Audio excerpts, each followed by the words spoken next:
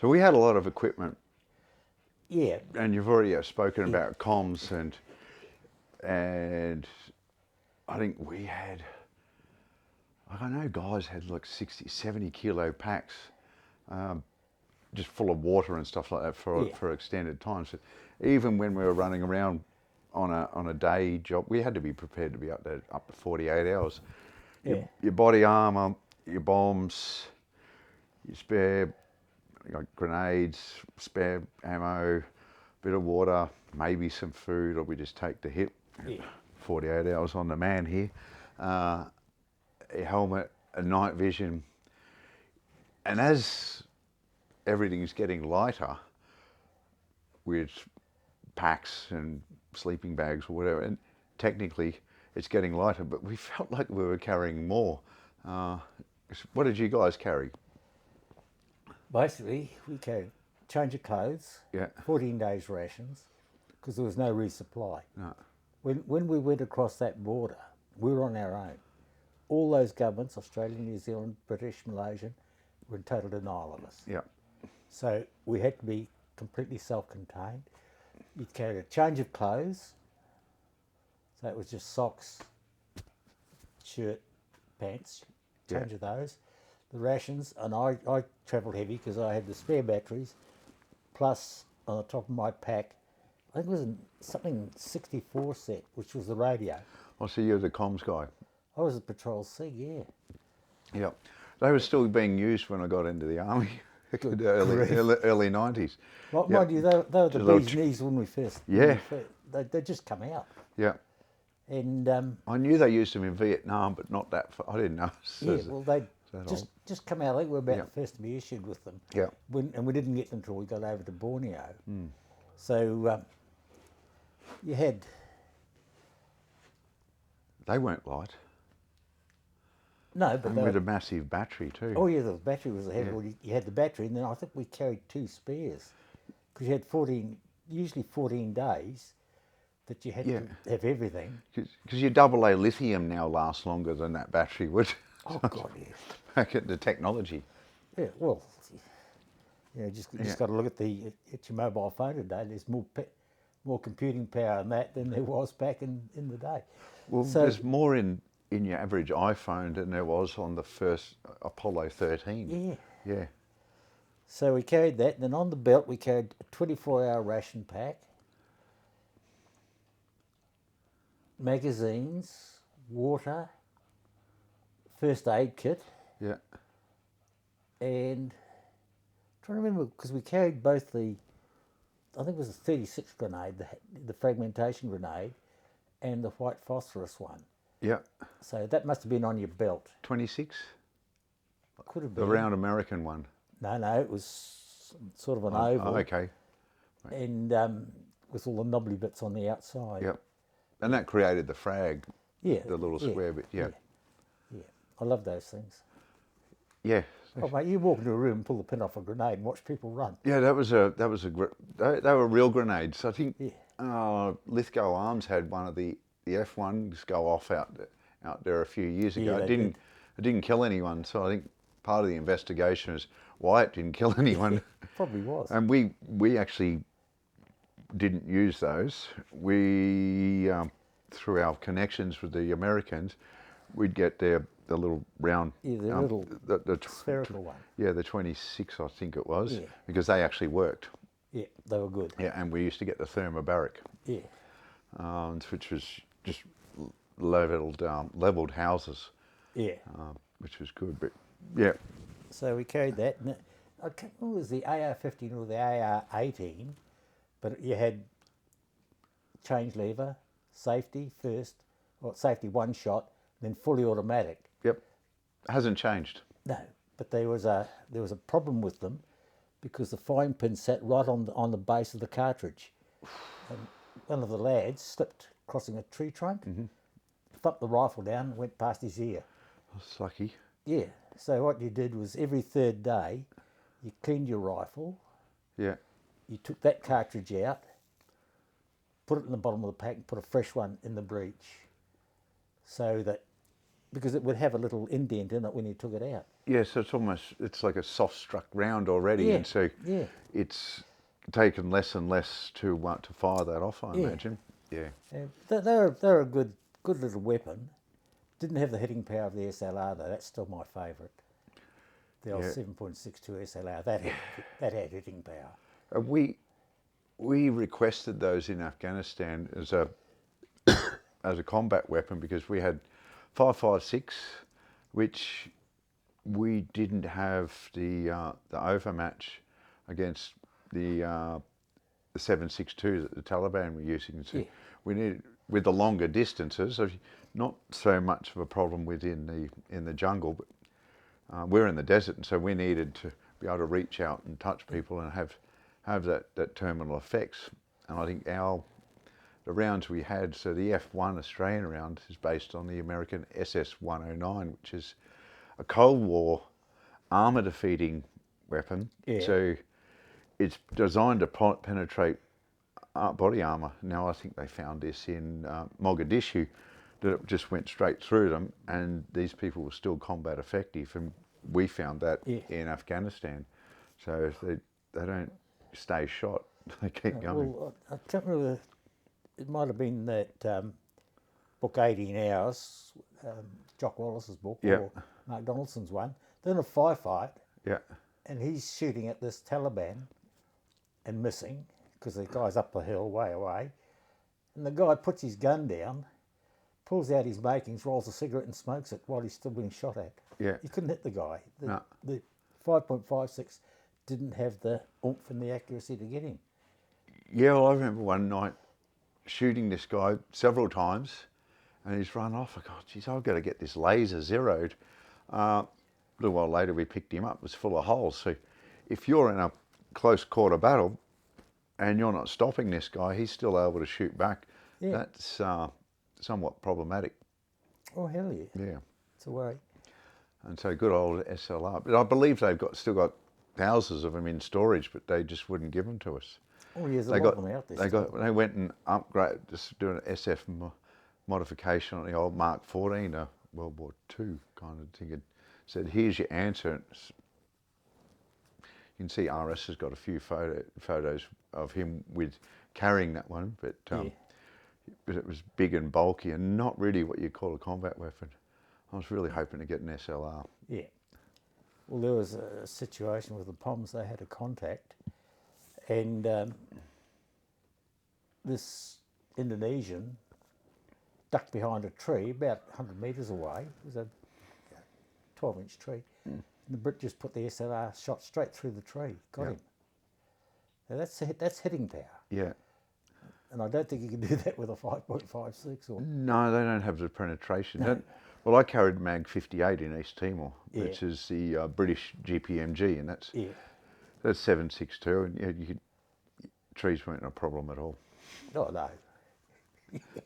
Not quite like Jesse Ventura from Predator, where he just levels the whole thing with a minigun, but we don't want to carry that much ammo either. No. But they were good, because they were light and you could carry a lot more ammunition with the AR. It was 50 and 8 in the arm light or whatever the heck you call it. They were good. And I always remember one of our teams had a contact over the border. This is probably digressing a wee bit. Over the border, and Fiwanua got split from the group. He got back about 3 days later. And anyway, 2002, I'm in the Tower of London. Got a photo taken with a beefeater, turned around to say thank you, and I looked at his ribbon, and he had the GSM ribbon. Yeah. I said, oh, what class? He says, Borneo. I said, we're in 1966. So we had a little chit-chat. Anyway, he called me out, yelled out from across the village green, for God's sakes. Everybody's there thinking, this guy's going to get his head cut off. We've got to watch this. And he was in the artillery that fired supporting fire across the border for Fee. Yeah. How small's the world? That's just a bit of digression. That's pretty cool, though. Yeah, oh yeah. Yeah. No, we had a good time, and it was just doing a job really. Because I honestly don't consider myself anything special. Well, a lot of my good mates and myself included, we miss it. The old body doesn't allow us to do it anymore. But Oh, tell me I think about that's the that's some of the biggest trauma. Is like, oh, I want to get after it, but we can't. Yeah. And we No, have it's- fond memories.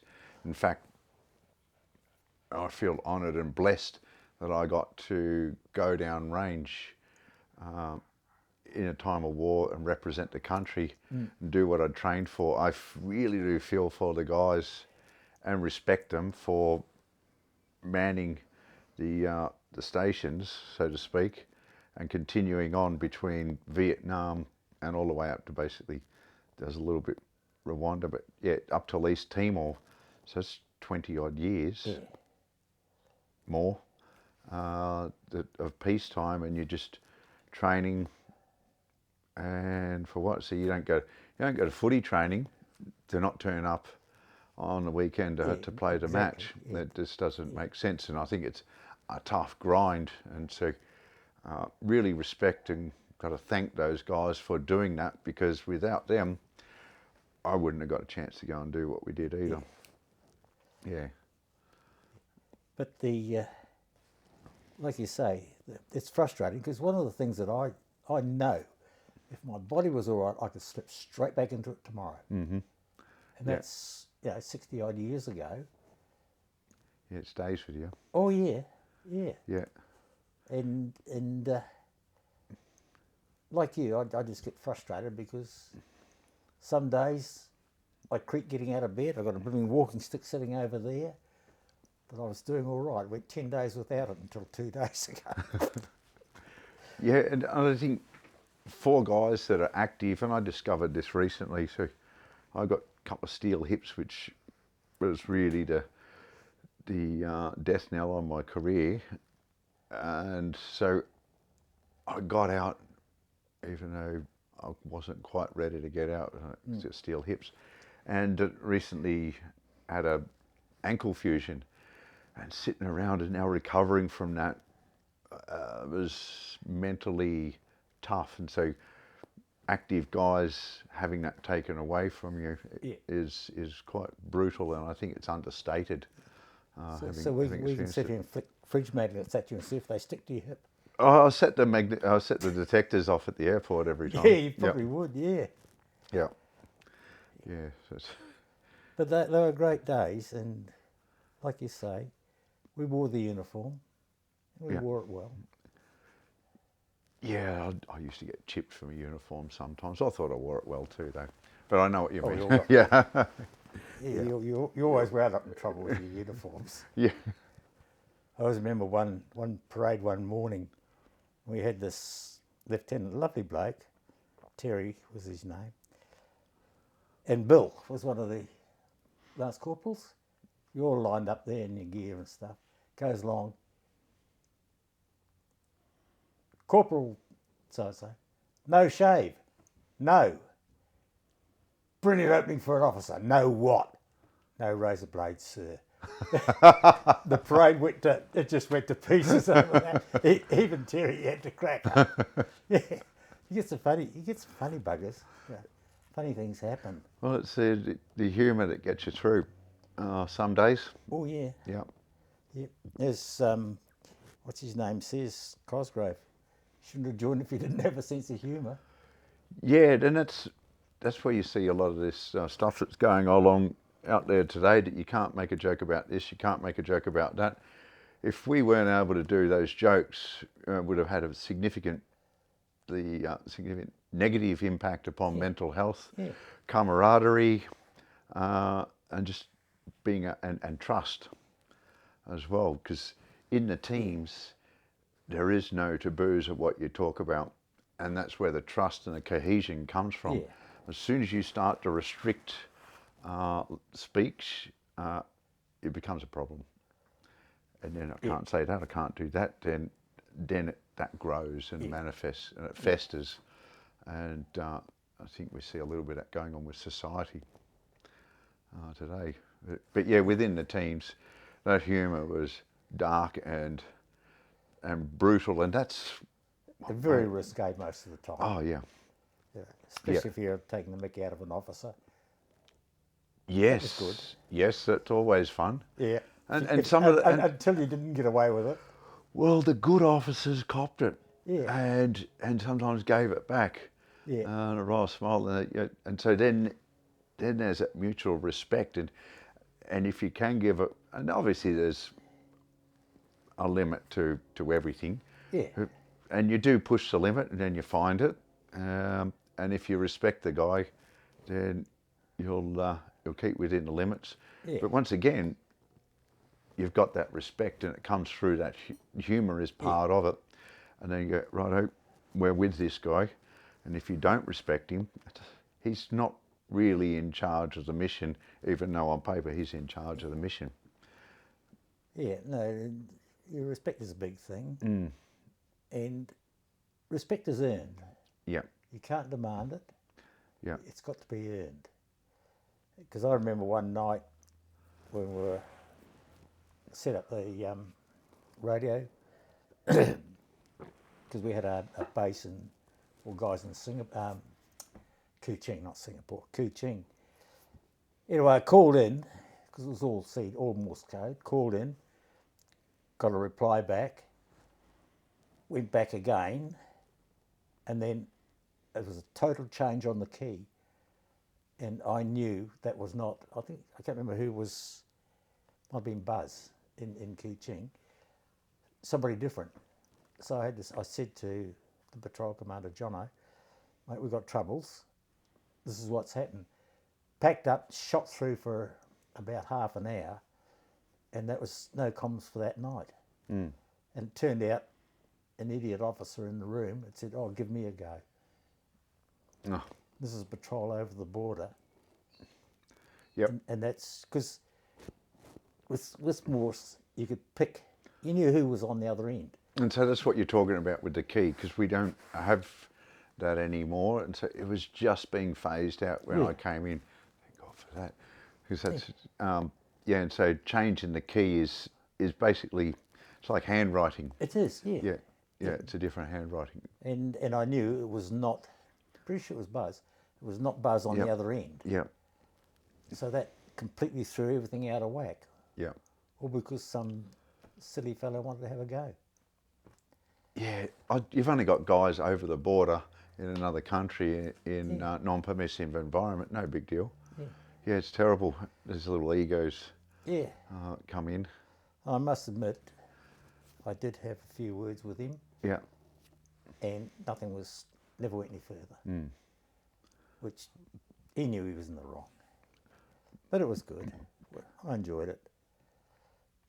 But like you say, if I had to do it again, I would. Yes, yeah, absolutely. Yeah. So with the old, would you have the 63 set? What? 64 set. 64 set. Yeah. I think ours was a 77. Yeah. I think it had been upgraded actually. Yeah. Our 77 set. I don't think it was too much different with the big battery container on the bottom and the dials on the top. Yeah, it was a. I think it was a crystal control set. Yeah. You had something you plugged in the top, which was set the frequency. And ours were dials on the top. So Kiwis, we were way ahead of you guys. 10 years before. And then I remember going to recon and we were playing with the HF radio, which I actually found very interesting. Yeah.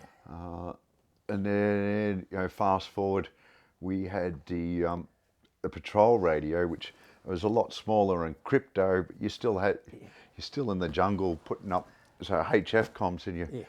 I don't know how many bobbins. So you throw these bobbins up in the trees to try and get the antenna at the right links up there.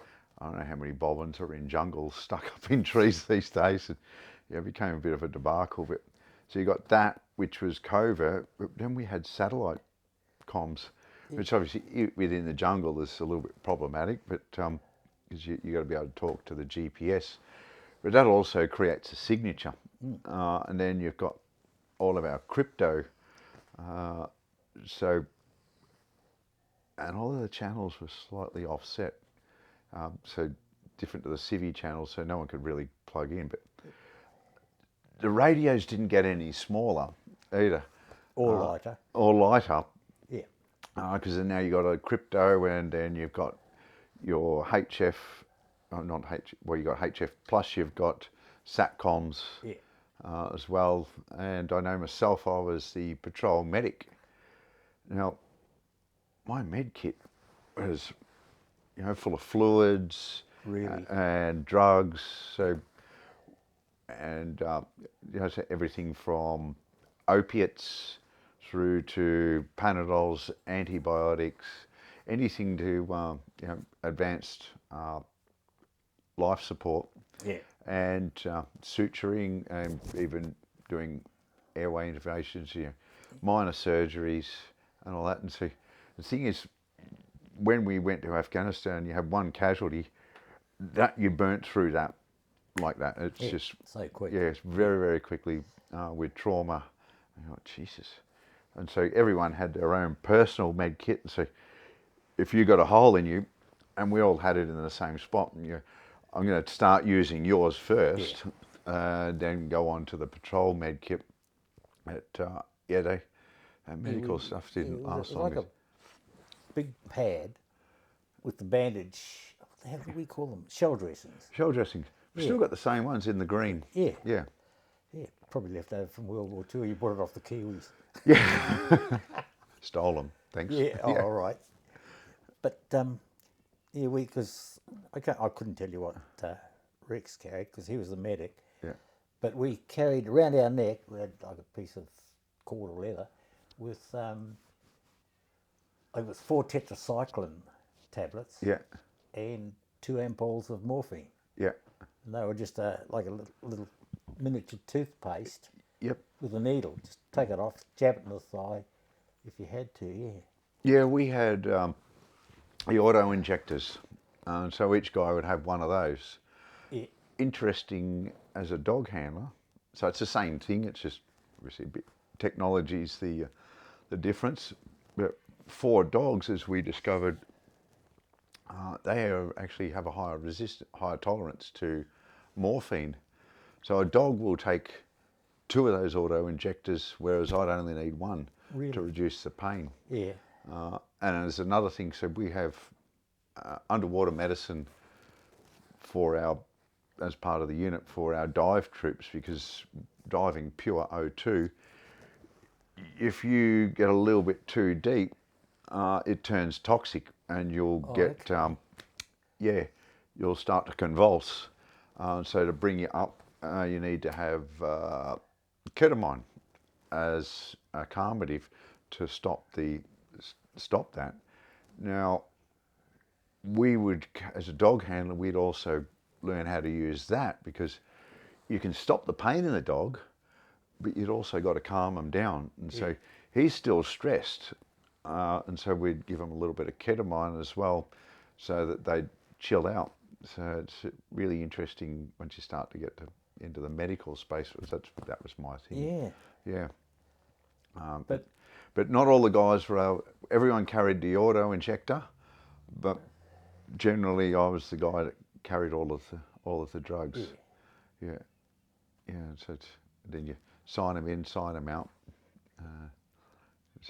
And the other thing too, of course, I think your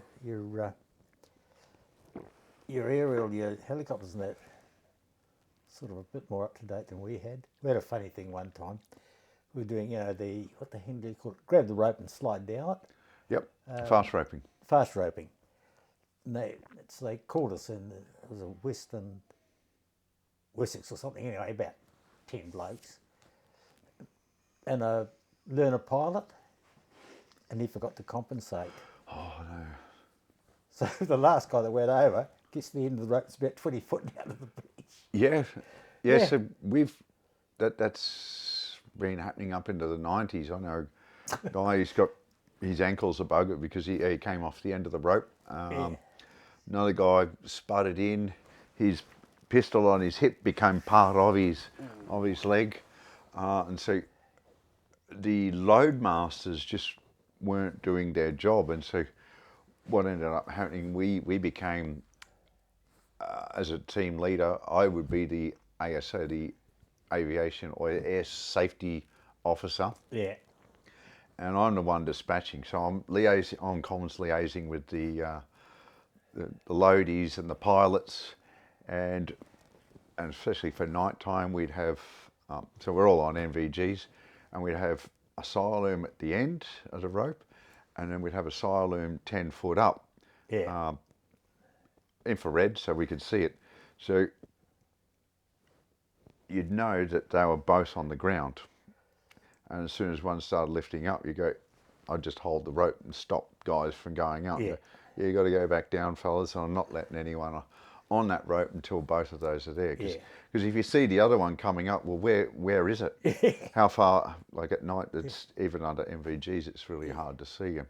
And I had to do a couple of stop drops from time to time, just because guys, you don't want people coming off the end of that rope. It's, Hell no. yeah, not. At any time it's terminal, and I know guys have broke backs and still like that, just coming off ropes. And especially if you're on a counter-terrorist mission on the top of a building, you actually had to make sure that that helicopter was staying on station and that rope's not dropping over the side, because it's terminal as well. Yeah. Because the other thing too, like, as I say, I did that skydive for my 80th, and it was a dream. The control that guy had over that chute was unbelievable, whereas in our day, you know, I tell people the highest I ever jumped was 1,000 feet, the lowest was 600, because you didn't want to be hanging around there. And they were all there, I think they were a PX chute, ex-World War II, they were just a round canopy. You had very little control over them, but they did the job most of the time. Yeah, I was in 3RR, which is our old parachute unit before went to Commandos and SAS, and we still have to do the round canopy as part of our qualification. So fortunately I was already qualified. I did my first basic parachute course in '94. The first jump I had no idea what was going on. You don't. Yeah, I think it was in an old Caribou, and it's about that high, so I'm going at the back and it was rough. I think I bounced off one side, off the other side, and fell out the back. I had no idea what was going on. And then, fortunately it opened, and then you're on the ground. Yep. And you held your breath the whole way. I don't even remember that, but probably. I do. But the second jump was worse. Because you knew then what could go wrong that you'd done all the drills for. Preston, come here. You, that'll do. You knew what could go wrong. And but by and large, it was we didn't have very many malfunctions. Well, the funniest one, there was this bloke, and we were actually jumping at Waiouru, and first time ever they'd let television film the squadron, and we were jumping over an old DC-3. DC-3. Anyway, where's Corporal Bill? And the SSM goes over, he's sound asleep, drunk as a skunk. Gets him up, gets him dressed, gets him out. We get on the truck, he goes to sleep. We go up to Whanua, he sleeps all the way to Whanua, grab our chutes, get on the plane, he goes to sleep. And then we get down to Waiouru, and because the television was there, we jumped out a little bit too high a wind. Bill goes out the door, wake him up, hook him up. He goes out the door, he's about, I think Steve was in front of me, and then there was Bill, he's about number 6 in the stick, and goes to sleep. And he has a malfunction. And we're all behind there screaming to him, blow your reserve, blow your reserve. And the damn thing opened up about 300 feet above the ground. And he landed like a sack of spuds, still asleep. It wasn't until they took us into Waiouru that night to show us the blooming the footage newsreel, and we were sitting in a semi-darkened room, and he went white because he didn't believe us. That was funny. It's probably fortunate he was drunk. It was, And another time we had our we were at Hobsonville actually, and he landed on the road in front of the school bus. Boy, did he yell and scream. It was as funny as a fight. Yeah, we had the old 3 hour got put out in high winds, and that made the news too, because it was out near Windsor. Yeah. People were getting blown through fences and everything. It was an absolute debacle. But that was the CO going, "No, we'll jump." Come on, man. Put them out, put everyone out. But I've been pretty lucky with my parachuting. We did have one guy die, and actually he got us a pay rise, because there was DFRT, I think they're called, Defence Force Remuneration Tribunal. They're coming out to reassess our allowances.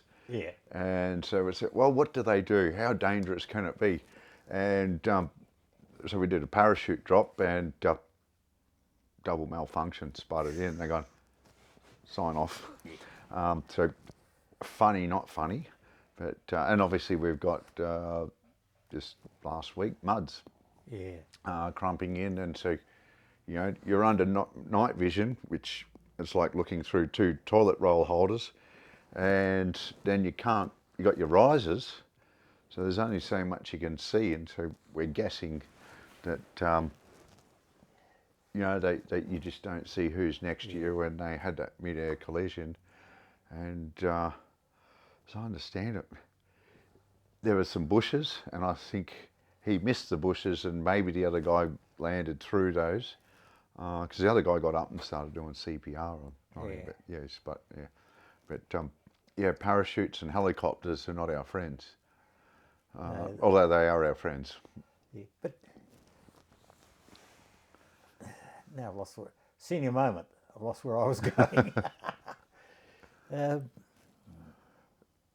Back to equipment. So, what would your pack would have weighed for 14 days then? Oh, probably close to just over 90 pound. Yeah. And then there was a lot on your web belt. So that's 45 kilos for the younger generation. Oh yeah. Right, yeah. And then your web belt was probably around about 7 or 8 kilos easy. Yeah.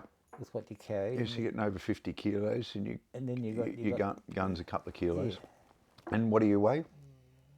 Oh, then I was about 9.5 stone, which I don't know what that is for the young people.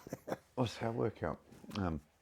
14 pounds per stone, is it? Yeah, so 10 is 140 pounds, so I was probably a bit under 70 kilos. Yeah. And so your pack is punching 55 to 60 of all the equipment you got on there. Oh yeah. Yeah. So you're carrying your body weight, and in basically, and through the jungle, which is, I'm glad that I was operating in the desert. That was much easier than the jungle. Yeah. Done jungle stuff in Timor, and I do a bit of anti-poaching, and the jungle, everything's just out there to kill you. Even the trees, it's just horrendous. And you can see about this far, so you don't know where the enemy is. We could sit in the desert making a brew. There's enemy over there. They're out of range. We're out of range. I'll continue the brew, or we'll start to manoeuvre on them. But yes, desert was much easier. Yeah. Comes with its issues as well. Because we never used paths in the jungle. That was a big no-no. And you went underneath or around things. Yeah. There was no out there with the Golic and slashing a way through. You had to work your way around everything. And so that would have been primary jungle. So there's not a lot of undergrowth. Because we went to East Timor thinking, Australian Army, we don't use paths either. But there was no canopy, and it was all lantana. It was like, we got to use paths. There was just no. Yeah. We tried going through it, and you'd be sitting there falling backwards with your pack, trying to just push it down, because it was horrendous trying to chop through it and see. It didn't feel good, but we used paths, and so you're going through. And so you'd only move a few hundred metres each day sometimes. Or sometimes maybe half a kilometre. Yeah.